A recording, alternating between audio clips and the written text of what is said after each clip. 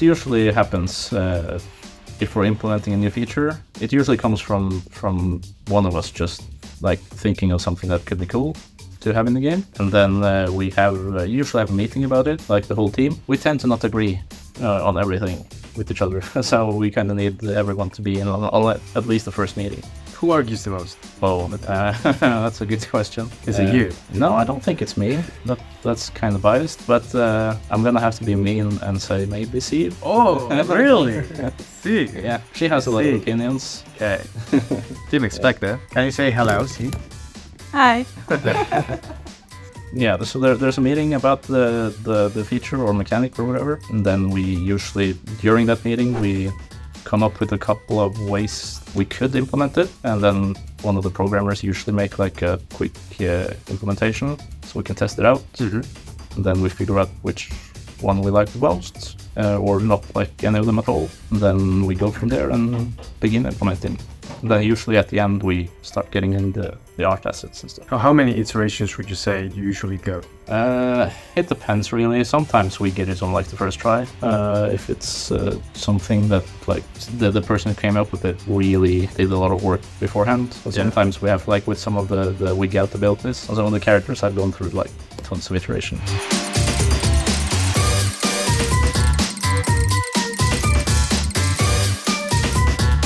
I think one major issue that came up after we began implementing the multiplayer, we had a lot of issues synchronizing the physics in the game, because there's a lot of moving parts, a lot of balls and other stuff lying around. So we had to do a lot of changes there by rolling out our own kind of physics system, not using the one in the game engine. And we had to do some sacrifices there with like how sophisticated that was. Yeah.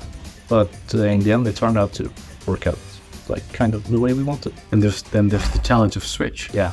With more, so that's a different beast. Yeah, it's gonna be interesting to figure out. Yeah, Switch players will have a very nerfed version. Probably, yes. Yeah. Somewhat, but I'm sure we can make it enjoyable for them as well.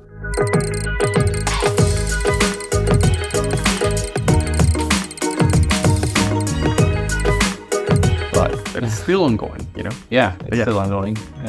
There's been, in regards to performance optimization, we did at some point implement like what's called the addressable system in the Inti-game engine, which allows us to a lot more efficiently load in assets during runtime, which has helped a lot. Didn't really have to make any sacrifices other than like development time for that, but yeah, that's been a major help, and it's going to be very necessary when it comes to porting, because they have a lot of limitations on performance. So I think getting ahead of that is important. And I believe now you are on the Switch port along the way. Yeah, I mean again, Switch is Switch, but again, yeah, the addressables is going to be vital for the Switch to perform. So that's going to be interesting.